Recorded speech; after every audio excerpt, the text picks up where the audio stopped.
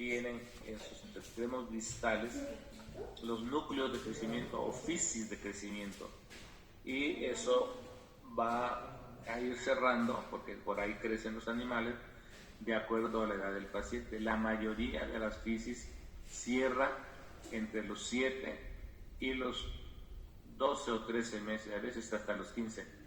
Y hay una sínfisis, la de la sínfisis púbica, que nunca cierra.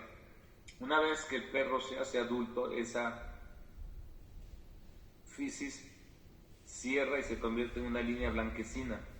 A esta se le conoce como cicatriz fisial. Y se las muestro, no tiene ningún valor de ningún tipo, no es una patología, no la confundan, no es que tiene ahí alguna cosa, no. Y normalmente esta cicatriz fisial desaparece alrededor de los 5 años. A veces nos sirve para orientarnos en la edad del perro si es que la dueña no sabe.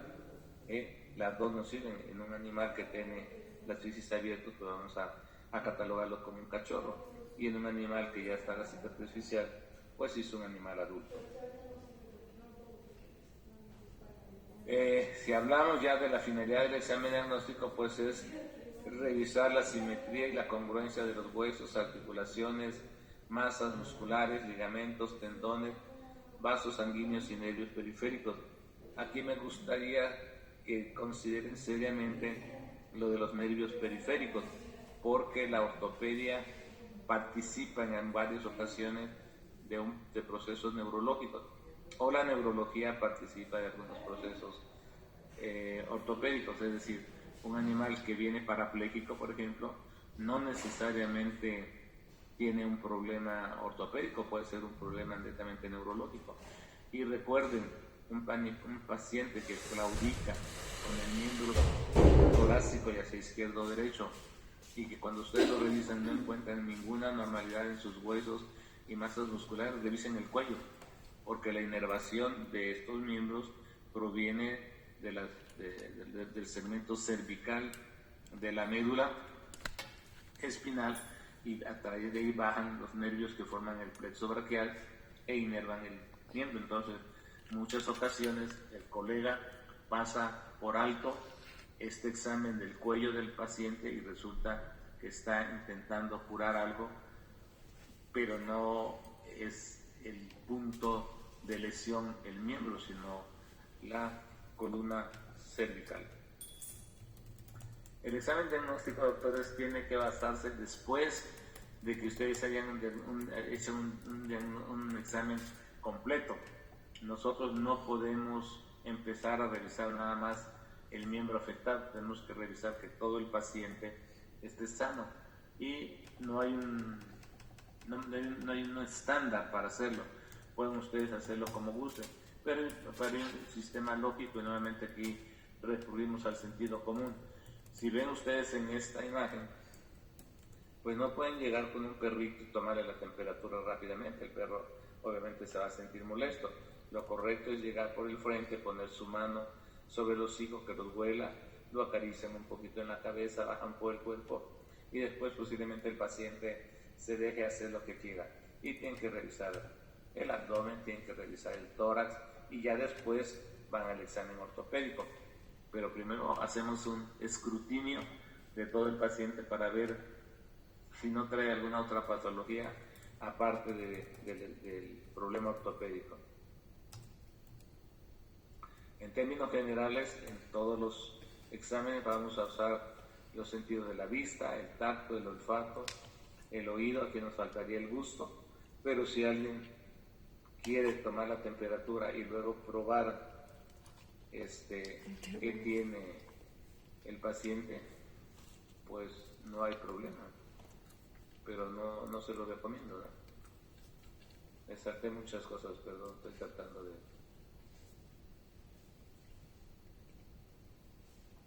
Creo que voy al revés.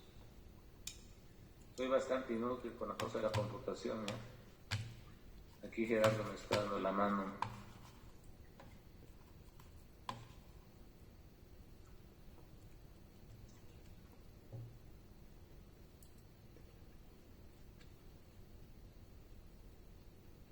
Ok, estábamos viendo acá.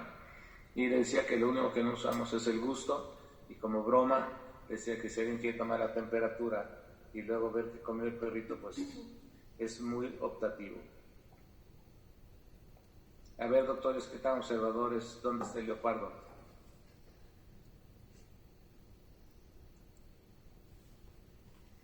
En la esquina inferior derecha. Aquí, ¿no? Abajito. Abajo. Un poquito más a la izquierda. Abajo a la izquierdita. Por aquí, doctores. Ahí está su cabeza, su cara. Bueno, eso es lo importante, que sepan observar. Ok. Ya que ubiqué el problema, doctores, lo voy a localizar. Es la articulación de la rodilla, para usar el ejemplo del boxeo. ¿Qué tan seria es la lesión que trae? ¿Con qué frecuencia presenta la claudicación?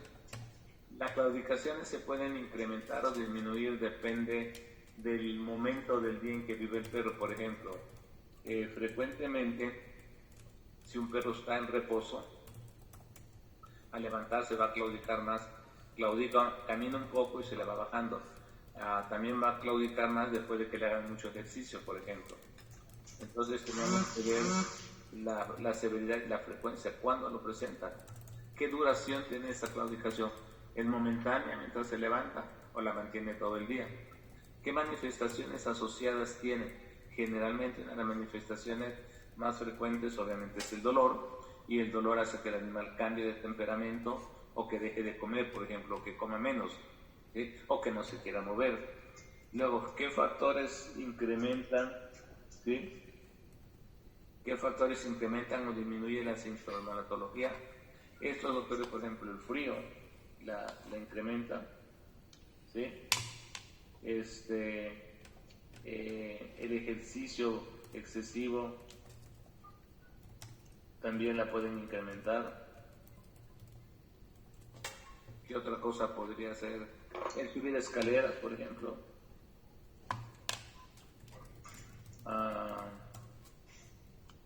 ¿Qué otra cosa se me ocurre que puede incrementar la sinología? Frecuentemente se da cambios de temperatura, ejercicios largos o poco frecuentes, como subir y bajar escalera.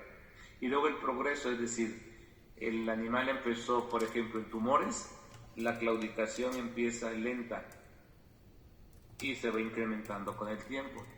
En una ruptura del ligamento craneal cruzado empieza violentamente, y conforme va pasando el tiempo la articulación se inflama, más o menos se estabiliza y disminuye. En una fractura es muy violenta al principio, pero después de 8 o 10 días el perro empieza más o menos a puntear.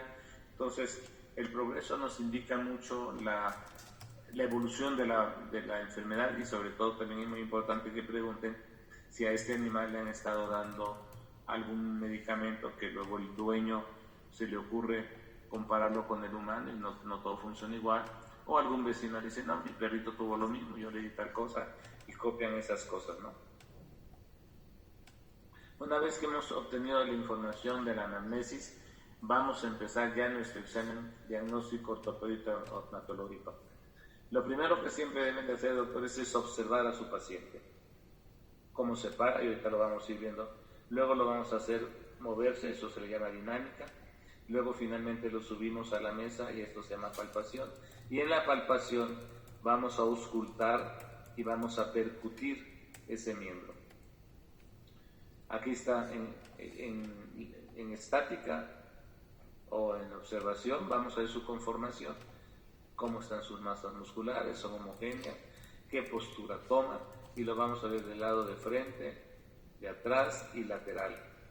Y siempre se recomienda sobre superficies planas y rugosas para que el animal no se esté moviendo, porque eso le produce temor, inestabilidad. Cuando lo hacemos caminar, doctores, vamos a ver qué tipo de locomoción tiene. Alarga bien su miembro, no lo alarga, claudica, no claudica, cómo se adapta al terreno. Y finalmente, qué equilibrio mantiene. ¿Por qué lo del equilibrio? Porque ahí inmediatamente nosotros podemos diseñar si el problema es ortopédico o es neurológico. Por ejemplo, una disfunción o una lesión en el oído medio, el animal va a traer problemas de claudicación y no es ortopédico, es neurológico. O una hernia en la columna medular, en la columna. El animal puede estar hasta parapléjico y esto no tiene nada que ver con ortopedia, el problema es neurológico. Entonces, esto es muy importante que consideren que hay momentos en que la neurología y la ortopedia se cruzan. A la manipulación, cuando ya lo suban a la mesa, esta tiene que ser delicada, individual, hay que buscar dolor, hay que buscar el rango de movimiento, hay que buscar cambios en la forma y contorno, atrofia o hipertrofia del miembro, y vamos a ir viendo cada uno de estos. Miren, por ejemplo, observen esta figura. ¿Qué le notan, doctores? A ver si me ayudan.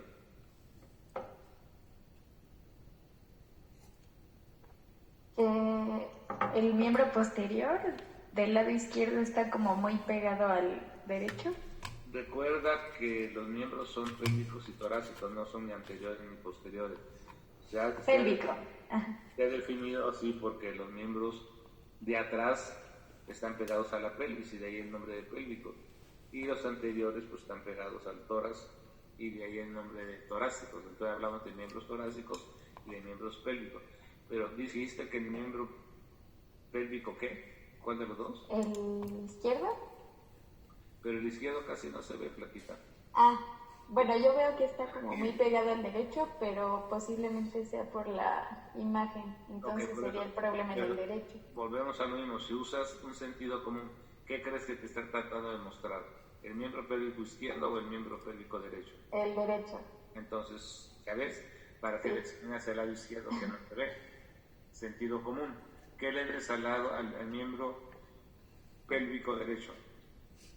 ¿Qué te llama? Pues como que su pisada está muy a la derecha, como hacia afuera. Eso se llama valgus, está en valgus. ¿Qué más?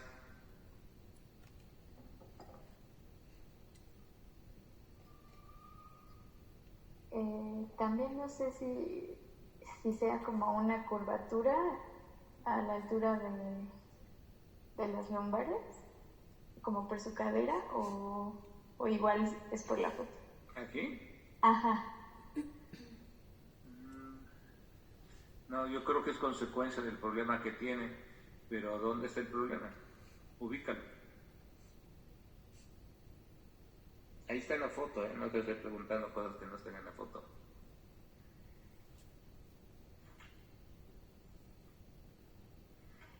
Mira, esto no es normal. Tú hace rato me dijiste que el miembro estaba hacia afuera. Efectivamente, esa posición se llama posición de bailarina, porque cuando si has visto tú un ballet, el bailarín o la bailarina lo primero que hacen es poner el miembro hacia la derecha para pararse de puntitas.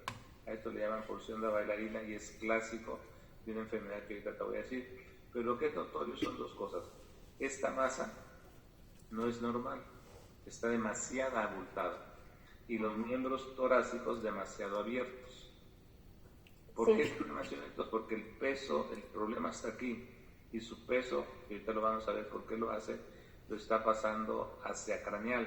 Entonces, si ustedes ven en un desfile, bueno, en cualquier actividad militar, a una parada, así se llama un grupo de soldados, cuando los ponen a descansar, ¿qué hacen los soldados? Cuando un soldado está descansando, abren las piernas. Abren las piernas. ¿Por qué las abren, doctores? ¿Por qué crees que eso? ¿Para distribuir el peso? Claro, porque tienen una base de sustentación más amplia y el peso se distribuye mejor. Cuando uno opera, también tiene una tendencia a abrir las piernas, ¿de acuerdo? Sí. Porque las piernas cerradas es mucho más cansado mantenerse en pie. Entonces, vemos los miembros abiertos o más abiertos, esta masa, ¿ok?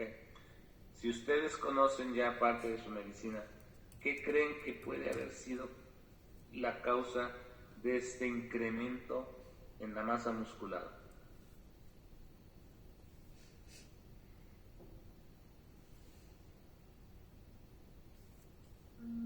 Los oigo. ¿Podría ser una neoplasia? Si fuera una neoplasia, ¿consideras que las neoplasias abarcan todo un hueso?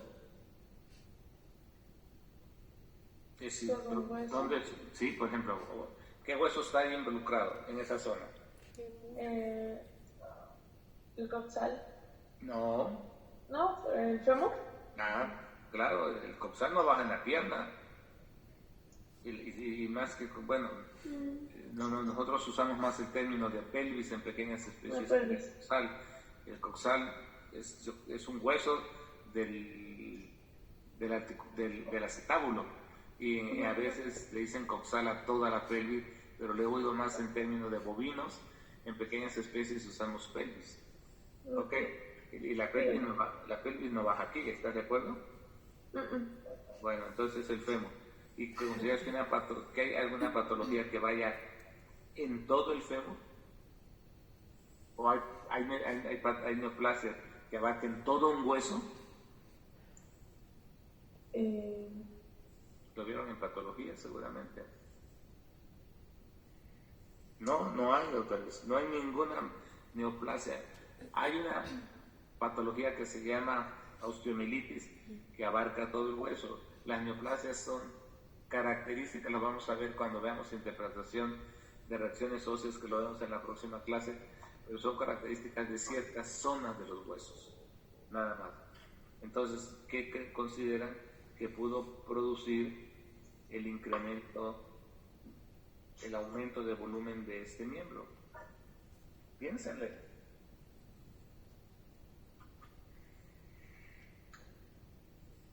Pues ya como tal la inflamación. Está inflamado, pero ¿Un absceso? ¿qué produjo? Si fuera un absceso, ¿en dónde estaría? Miren, vuelvo a lo mismo, sentido común. Miren, aquí está más aumentado de volumen que aquí, ¿de acuerdo? ¿O no? Si fuera un absceso, ¿hacia dónde drenaría el absceso? Pues sí, hacia la cabeza del fémur. No, hacia distal. Los drenajes son por gravedad. Entonces, si esto fuera un absceso, lo veríamos aquí. Ok. Doctores, aquí lo que pasó es que el perro sufrió una luxación coxofemoral. El fémur se salió de su lugar, y al salirse de su lugar arrastró consigo toda la masa muscular, y por eso se ve en esta zona, pero la parte distal de la tibia y las falanges están normales. Entonces tenemos que pensar de manera lógica. Vean este paciente y vean la raza: pastor alemán,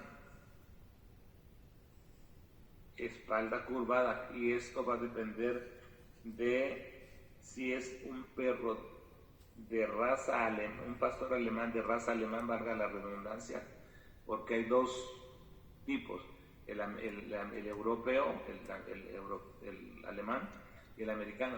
El americano no tiene la espalda curva, el alemán sí tiene la espalda curva. Entonces aquí nos podría producir un poquito de confusión. Pero vean la atrofia muscular de este. Aquí se dibuja el fémur, una atrofia muy marcada, y vean la hipertrofia de esta masa muscular. Vean la posición plantígrada, y aquí no tiene una percepción correcta, está apoyando con los dedos pero hacia atrás, ¿sí? Ok. Viendo el perro, más o menos es un perro ya adulto, pues si tiene una lesión en la región posterior de su cuerpo y lo que está afectando son los miembros pélvicos, lo más común en esta raza es displasia de la cadera. Este perro tiene una displasia seguramente de cadera crónica.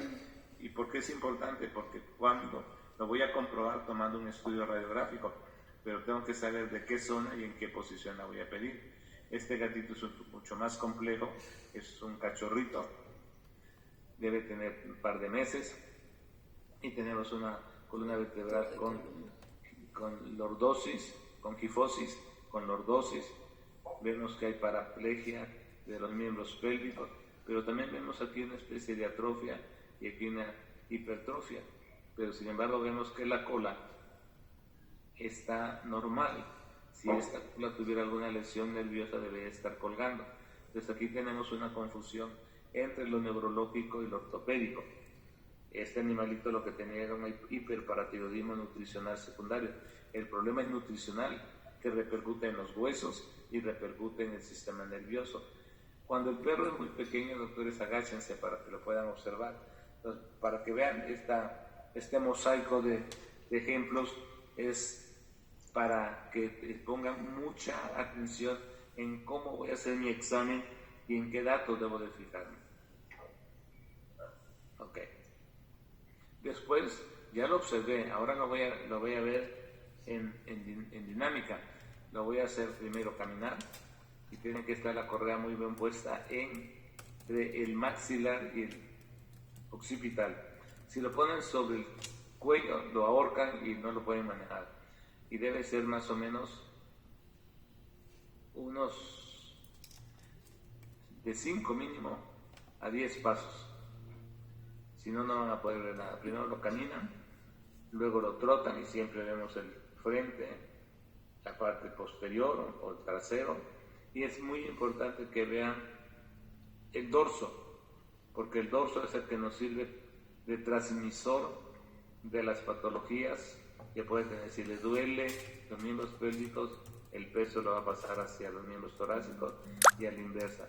Luego lo hacemos que galope. Si en esos movimientos no hemos logrado ver lo que tiene, recurrimos a hacerlo subir y bajar escaleras. Ahí lo estamos obligando a que cambie su centro del equilibrio, ¿sí? Y la claudicación que presente se va a clasificar en 4 grados. Esto no le interesa al dueño, pero sí le interesa a ustedes. El grado 1, doctores, es apenas perceptible. Si ven, este es un perro beagle, su espalda debe estar recta y aquí tiene una pequeña depresión, que eso es una lordosis. Y si ustedes observan, van a ver que el miembro torácico derecho no lo estira completamente. Y en el grado 1 la claudicación es apenas perceptible, el apoyo es constante en estática y existe ligera claudicación en dinámica. El grado 2, que es el que tenemos aquí, el apoyo solo se observa en estática, en donde apoya la mayor parte del tiempo y hay notable claudicación en dinámica. Ahora, por favor, doctores, ¿qué le observan a este paciente? ¿Qué les llama la atención?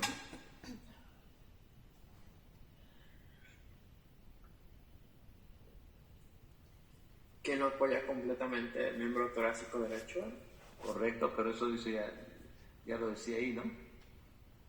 ¿Pero qué más le anotas? La posición del cuello de la cabeza. Ajá, ¿qué más? ¿Qué otra cosa? Como que tiene una ligera, está un poco curveado de las lumbares. ¿Qué raza es de perro? No alcanzo a ver bien. Doberman. Un Doberman. Un Doberman, ajá. ¿Cómo es la espalda de los Doberman? Un poquito curveado. ¿Mandé? Es recta, claro. No sé qué nos está oyendo. El perrito está protestando que no le prestan atención. La espalda de los Doberman es recto. Y aquí está curva, ¿no? ¿Qué les está indicando eso? Dolor. No, doctora. El dolor no está ahí. El dolor no está en la columna. El dolor está acá. Está indicando que el peso lo está pasando hacia atrás. ¿Y por qué lo sé? ¿Cómo están los miembros pélvicos? Separados. Hipertensos con hiperextensión. Pero aparte de eso, Separados. muy separados. Un perro no se para así. Entonces volvemos al ejemplo de los militares. Lo que está es distribuyendo mejor su peso, ¿de acuerdo? Y es abriendo los miembros pélvicos. Entonces, esta es la claudicación grado 2. En la claudicación grado 3, pues ya es mucho más clara. El miembro afectado solo toca el piso para lograr el equilibrio. de vez en cuando va a bajar la manita, y en el grado 4 nunca la baja, sí, siempre tiene retraído el miembro. Esto significa que en el grado 4 estamos hablando de una fractura o estamos hablando de una luxación, porque ya no hay congruencia en la longitud del miembro, ¿sí? En el grado 3 podríamos pensar en un tumor, podríamos pensar en una fractura incompleta, podríamos pensar en una miositis de los músculos. Tenemos más opciones. En el grado 4 generalmente es muy claro, o tenemos una fractura o tenemos una luxación. Ok. A esto, doctores, se le llama desplazamiento craneal, cuando hay mayor apoyo con miembros torácicos y la cabeza se dirige hacia abajo, como ven aquí, y desplazamiento caudal cuando haya mayor apoyo en los miembros pélvicos y el perro dirige la cabeza hacia arriba. Y lo único que está es jugando con su peso. El peso es importantísimo. Cada paciente que ustedes vean que esté ligeramente o muy excesivo lo de peso, una de las cosas que tienen que manejar es su nutrición, bajar el peso. Entre menos peso tenga un paciente, mejor le va a ir con su problema ortopédico. ¿Ok? El centro del equilibrio en todos los animales existe.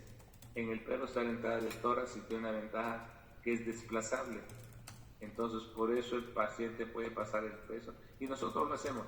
Nosotros bajamos, inclinamos la columna vertebral, abrimos las piernas para sentirnos más cómodos cuando algo nos duele. A ver, ¿qué captaron? A ver, ¿qué le ven a este paciente? Lo vamos a repetir.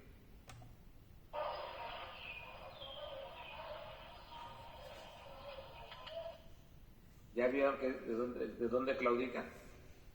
Algo que es muy importante, doctores, es que le digan al dueño o a su ayudante.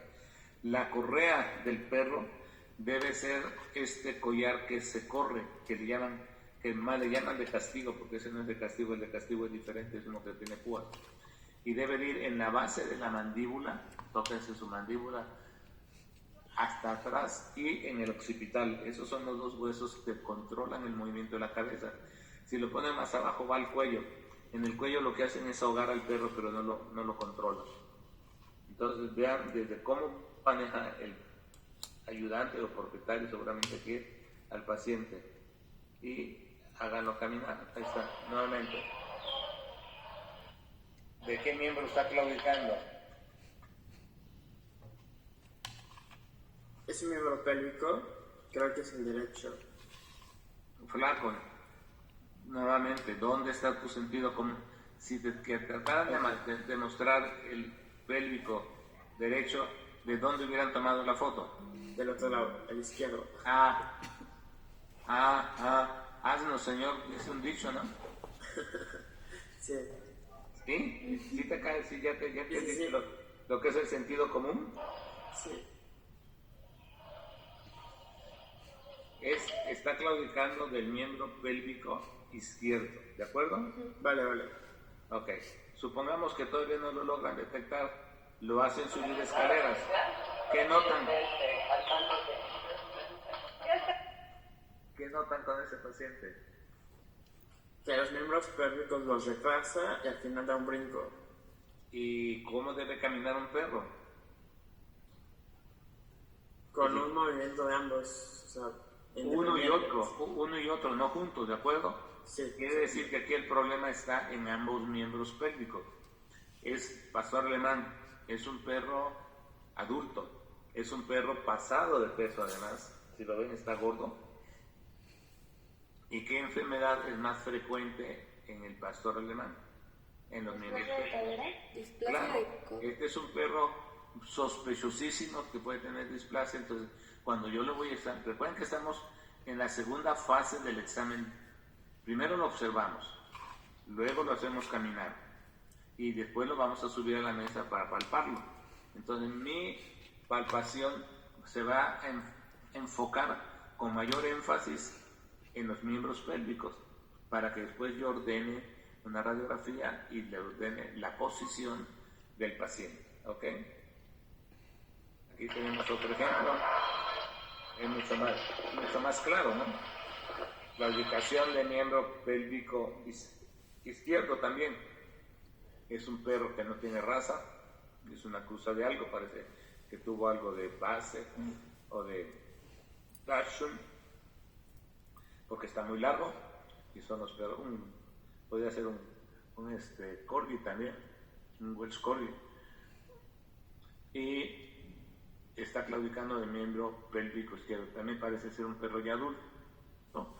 Y si es la rodilla, lo más seguro, doctores, es que por el tamaño estemos hablando de una ruptura del ligamento craneal cruzado. Aquí tenemos ese, véanlo con detalle, doctores.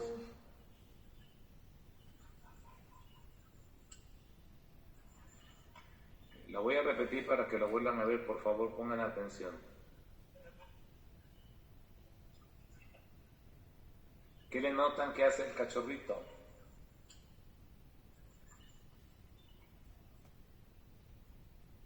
¿Qué observaron? Que corre solo con 3 miembros, ¿Cómo? Tiene los 4, yo veo los 4.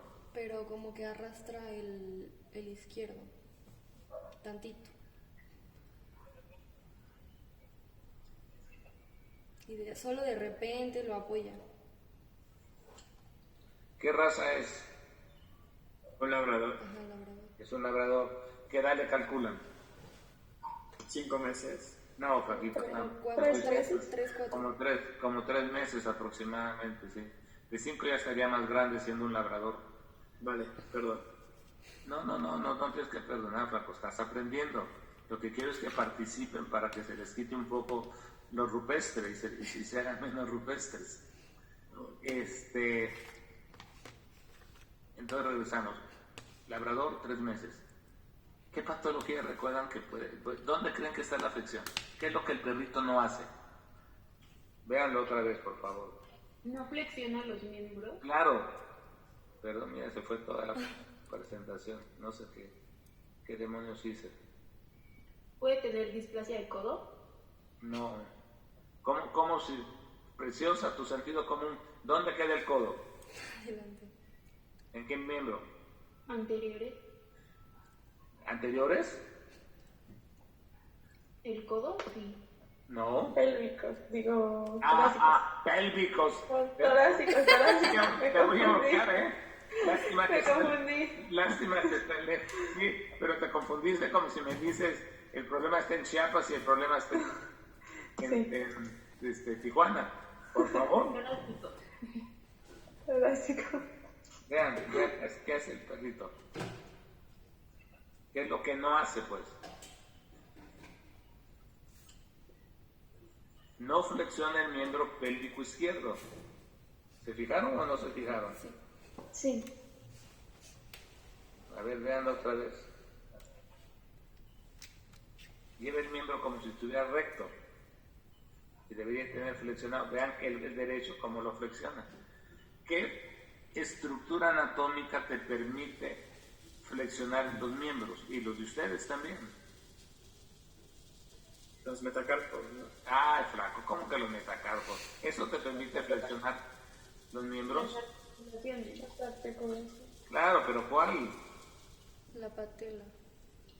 Esa no es una articulación, ese es un Bueno. hueso. La coxofemoral. No, hombre, por favor, la cadera. Que con la cadera flexionas para caminar. No, la cadera tiene un movimiento craneal y caudal nada más cuando haces algún La ejercicio. femorotibio patelar o...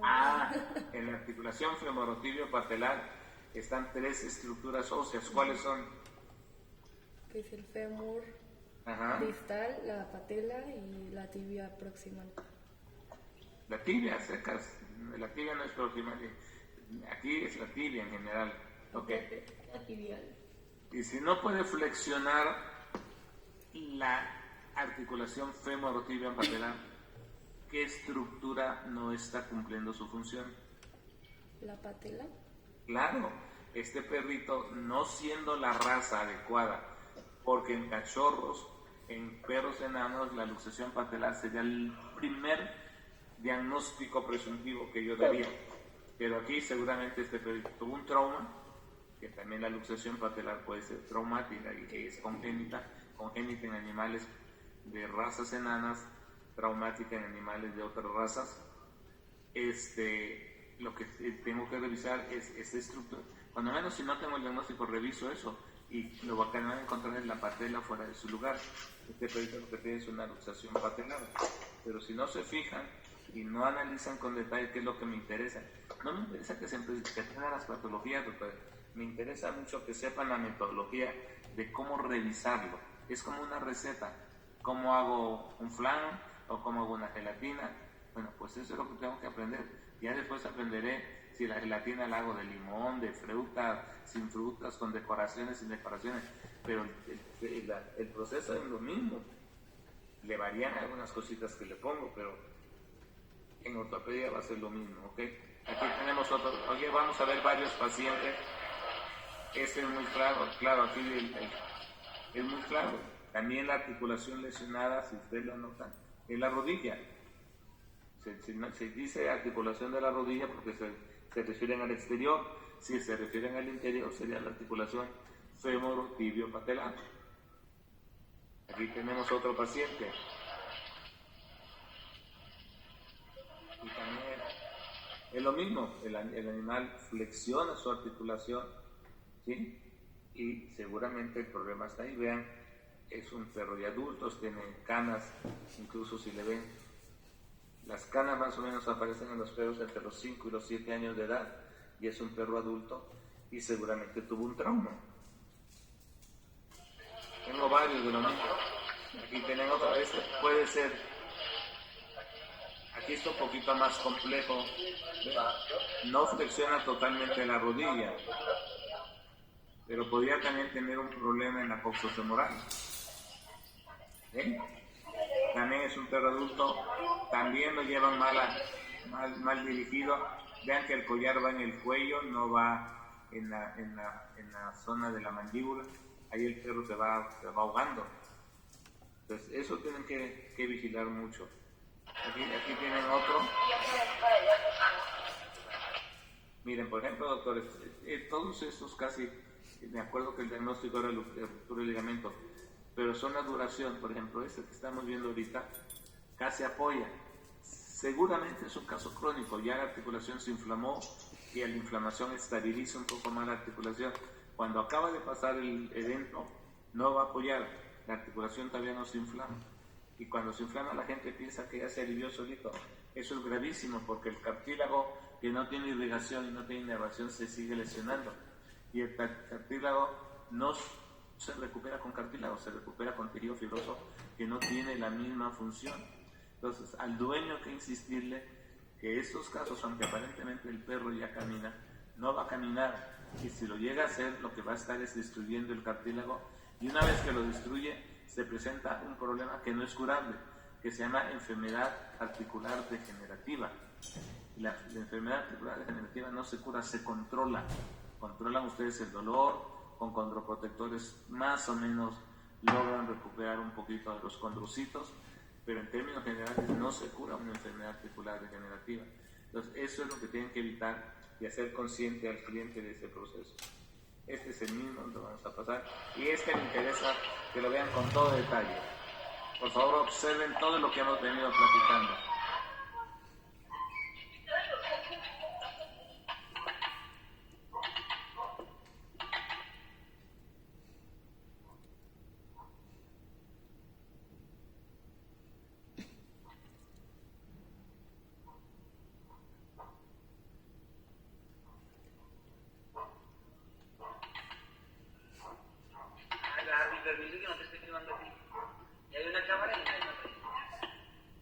Lo voy a volver a poner porque quiero que lo examinen con todo detalle, doctor.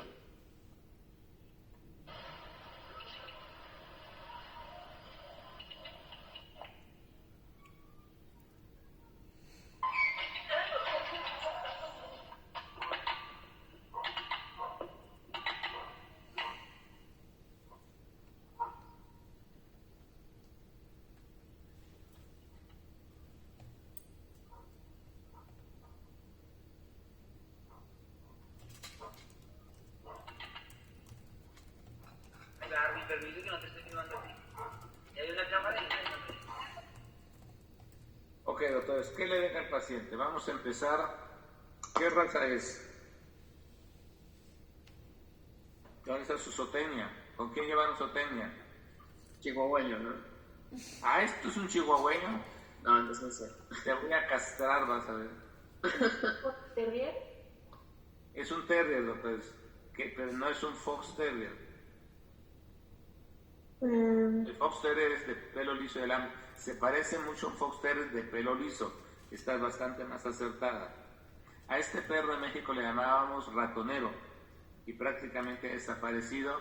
Lo adoptó Brasil, pues no sé si la palabra correcta es sofisticado, pero lo ha creado de mejor manera y ahora se llama terrier brasileiro y lo registró Brasil como una raza de ellos. Pero ok, es un terrier, ahí nos vamos a quedar, no le vamos a poner apellido. Es de tamaño pequeño, ¿no? ¿Lo ven pequeño o no lo ven pequeño? Sí. Sí. ¿Qué le vieron? ¿Vieron su espalda? ¿No se fijaron en la espalda? Sí, arqueada. Arqueada, correcto. ¿Cómo camina? Arqueado y miembros torácicos abiertos. ¿Y qué otra cosa hace? ¿La cadera la mueve como hacia la izquierda? No, eso sí no me fijé, pero no. Va Vamos a verlo. brincando. Camina como de lado. Pero ahí de lado porque lo lleva el dueño, algo le va llamando la atención. Lo que pasa es no usa los miembros pélvicos uno por uno.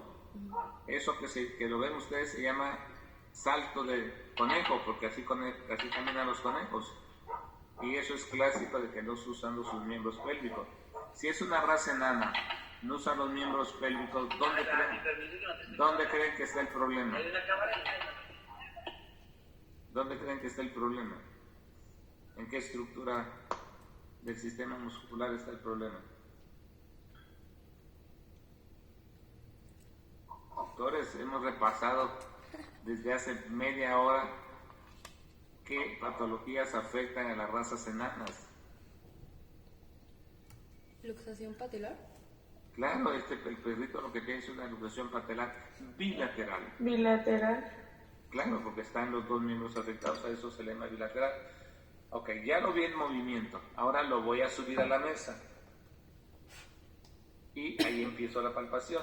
Y la manipulación, doctores, o palpación, como quieran llamarle, en ortopedia, vean mis manos, es apretar fuerte. Si en ese momento de apretar el perrito se queja, no hagan caso, acaricien un poquito y vuelvan a repetir. Si después de 2 o 3 movimientos se vuelve a quejar en el mismo punto, sí hay una lesión. Si el primera vez se quejaron, no es posiblemente apretaron una terminación nerviosa o apretaron un músculo y le dolió, pero no tiene significado. Y así lo van a hacer con miembros torácicos, lo van a hacer con los miembros, pero este movimiento en particular es para ver la inestabilidad lombosacra, para diferenciarlo de displasia. Esto casi nunca lo hago, entonces era abrir los miembros pélvicos para ver los músculos pectíneos y si están tensos se sospecha de displasia. Es mucho más fácil verlo caminar y tomar una radiografía. Pero esto es la manipulación para ortopedia, que no se les olvide, por favor. Y hay pruebas muy específicas en el codo, ¿sí? O en la articulación con húmero, radio, ulnar. Tenemos 4 patologías que la afectan. No unión del proceso ancóneo, que el proceso ancóneo está aquí. Fragmentación del coronoides, que son 2 alitas que tiene la ulna. Osteocondritis del cóndilo del hemicóndilo. El húmero no tiene cóndilos, tiene un solo cóndilo. Del hemicóndilo medial del húmero e inestabilidad de la articulación por alguna otra razón, por un trauma. Esas 4 patologías forman lo que se conoce como enfermedad articular degenerativa del codo. Enfermedad articular degenerativa del codo. En algunos libros la van a encontrar como displasia del codo, pero no tiene displasia. Dis significa mala formación y aquí no está mala formación, hay que fractura del proceso coronoide. ¿De acuerdo? Ok. Y en la articulación de la cadera también hay estas 3 pruebas: Ortolani, Barlow y Barde.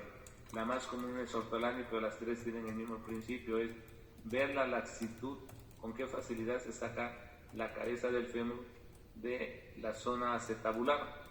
Yo no la hago, doctores, porque es dolorosa. Si yo sospecho al verlo caminar que mi perro tiene displasia, lo llevo a radiología, pido una imagen radiográfica y ahí diagnostico. Esto lo pueden hacer, pero esto es muy subjetivo. Puede llegar a una persona que tenga mucha experiencia y dice, sí, la cadera está laxa. Alguien que tenga poca experiencia dice, no, yo dudo que esté laxa. Alguien que no tenga experiencia dice, no, no está laxa. Es subjetivo, por eso no tiene valor. En displasia, el único diagnóstico aceptado es el diagnóstico radiográfico. En luxación patelar se siente como la patela se mueve. Ahorita vamos a ver cómo se hace la prueba de cajón para la ruptura del ligamento craneal cruzado o caudal, y son más específicas, pero esta no es específica. Yo por eso no la hago. ¿Está permitido hacerlo? Sí. ¿Le duele al paciente? Sí. ¿Pone resistencia? Sí. Entonces no le veo mucho sentido. Aquí la está haciendo, y lo que trata de hacer es ver qué tanta separación puede tener del fémur del acetábulo. Y esto, doctor, es importantísima, que se llama signo de cajón, y es cuando yo hago fijo el fémur, aquí como lo pueden ver en el diagrama del hueso, y con mi mano contraria, dependiendo si son diestros o siniestros, voy a empujar la tibia de caudal a craneal. Si se mueve, quiere decir que el ligamento que la une, que es el ligamento craneal cruzado, está roto. Si el perro es muy grande, voy a hacer un movimiento similar que se llama compresión tibial. Pongo mi dedo sobre la cresta tibial, normalmente usamos el índice, sostengo la tibia y con mi otra mano comprimo el tarso y se desliza hacia adelante la tibia. Eso es cuando es mucho más fácil hacerlo en perros muy pesados o cuando el cirujano tiene las manos muy pequeñas. Pero la compresión tibial y el signo de cajón son las dos pruebas que nos llevan para comprobar si el paciente tiene roto el ligamento craneal cruzado. Y para el caudal es lo mismo. Casi el 95% de las veces el que se rompe es el anterior y no el caudal. ¿Ok? Estas son pruebas que llamamos pruebas específicas. Las demás, el examen es como se lo mostré en las primeras fotografías. Y cuando está traumatizado, que sospecho de fractura, aquí ven la fractura, estos fragmentos óseos son muy filosos, entonces está prohibido tocarlos. No debo tocarlos para nada. Veo que está fracturado, no lo toco, mando a tomar una radiografía y compruebo cómo está mi fractura y en dónde está mi fractura.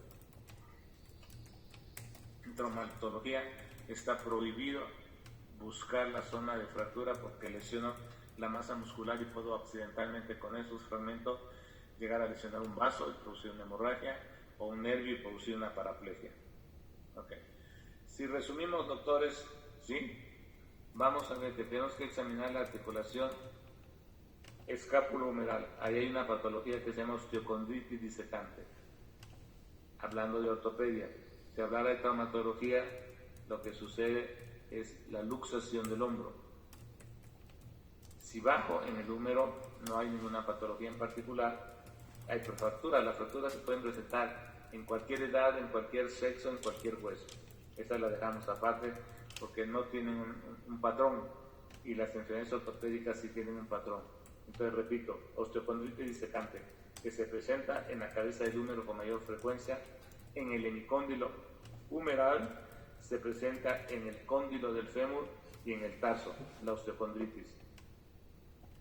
La articulación más compleja en términos generales, ya sea traumática o no, es la del codo,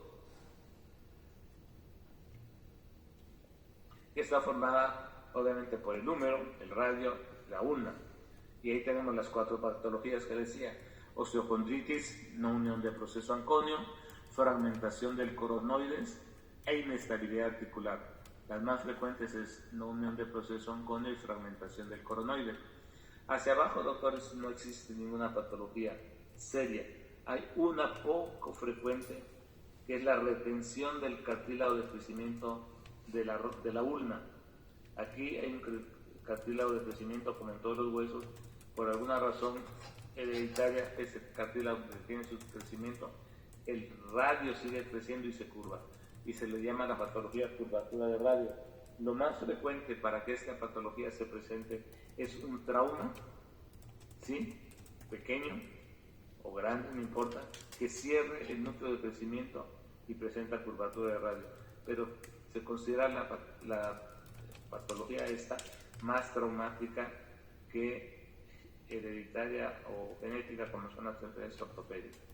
Eso es el miembro torácico. Si vamos al miembro pélvico, doctores, aquí hay que en miembro torácico sucede en cualquier raza y tamaño. En miembro pélvico no, ahí tenemos que tener un poquito más de atención. Si son razas grandes, en la zona de la articulación coxofemoral, obviamente lo más frecuente que vamos a encontrar es displasia de cadera, es lo más común. Pero si son razas enanas, la patología que se produce en esa zona se llama necrosis avascular de la cabeza femoral. Por causas que también se ignoran, a la cabeza del fémur le deja de llegar sangre y la cabeza se empieza a necrosar, y por eso se llama necrosis avascular de la cabeza femoral. Pero bajamos y la contraparte del codo de la rodilla, aquí sí, aquí tenemos varias patologías que tenemos que considerar. Las más frecuentes: perros grandes de 25 kilos o más, ruptura del ligamento craneal cruzado, casi siempre. Perros enanos, la luxación patelar, la patela se sale de su lugar. Hay ligamentos colaterales que también se rompen, y también el menisco se puede lesionar. Pero estadísticamente lo más frecuente es perros enanos, raza displasia luxación de rótula, perros grandes, ruptura del ligamento craneal cruzado. Si bajamos a la tibia, doctores, en la fíbula no pasa nada, es un huesito muy delgado que nomás sirve como un tirante para estabilizar. Y en la tibia no tenemos nada. En el tarso tenemos osteocondritis, y se me pasó mencionarles, en el cóndilo femoral existe también osteocondritis, mucho más rara. La más frecuente es la del hombro. Ok, nos faltaría, y lo vamos a ver mejor en interpretación radiográfica, las neoplasias. Las neoplasias se presentan, doctores, en las zonas de mayor irrigación de los huesos, y luego como acá, aquí, donde hay hueso esponjoso. Y lo vamos a ver en la próxima clase, que es interpretación de reacciones óseas, y le voy a explicar por qué se presentan ahí las neoplasias. Infección del hueso donde sea. Generalmente en medicina para personas la osteomielitis puede ser hematógena. Por ejemplo, es frecuente que operen apéndice, que se les contamine la operación, o que ya el apéndice la traía la persona reventada y no hacen un buen lavado de la cavidad peritoneal, y 8 o 10 años después tienen osteomielitis en la pelvis, porque está pegadísima a la pelvis, a diferencia del perro. Nosotros somos bípedos y la pelvis está más o menos en el canal inguinal, cerca del canal inguinal, entonces tarda mucho tiempo en llegar la infección y se infecta. Nosotros casi no tenemos osteomielitis hematógena, excepto en los machos cuando sufren de orquitis causada por esta enfermedad que sufren las vacas, que se dice radicada en México, que no es cierto, brucela.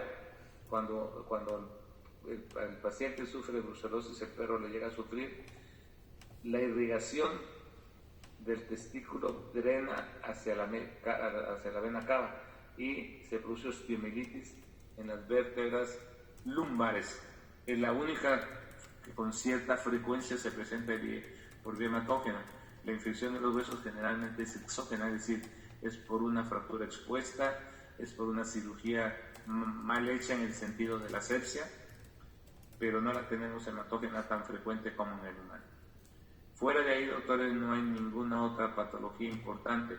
Hay patologías ortopédicas generalizadas que se conocen como sería la panosteitis, afecta a cualquiera de los huesos del organismo, generalmente empieza en el radio, también es una curva. Tenemos otra que se llama osteodistrofia hipertrófica, tenemos otra que se llama osteopatía craniomandibular y las neoplasias. En general, más o menos las enfermedades ortopédicas se reducen cuando se concretan como a 10 o 12 enfermedades, no son muchas, y las traumatológicas, pues como les dije en un principio, en cualquier raza, en cualquier edad y en cualquier hueso, depende de dónde haya sido el trauma, ¿no? Entonces, para finalizar, doctores, esto. Dice, la escuela no puede darle a uno el conjunto de conocimientos humanos, sino los métodos esenciales para adquirirlo.